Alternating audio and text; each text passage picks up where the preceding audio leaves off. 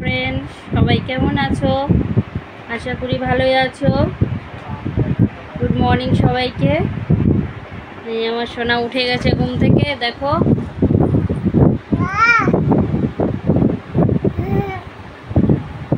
হ্যাঁ, তো ফ্রেন্ড, সবাই ভালো আছো তো? তাহলে টিফিন করেছো সবাই? আমি তো এখন সোনাকে একটু খাওয়াবো, দিয়ে রান্নাঘরে যাব, আবার রান্না বসাতে হবে। ওকে, এখন রাখছি তাহলে, পরে আবার কথা হচ্ছে। এই যে আমিও ফ্রেশ হয়ে চলে এসেছি।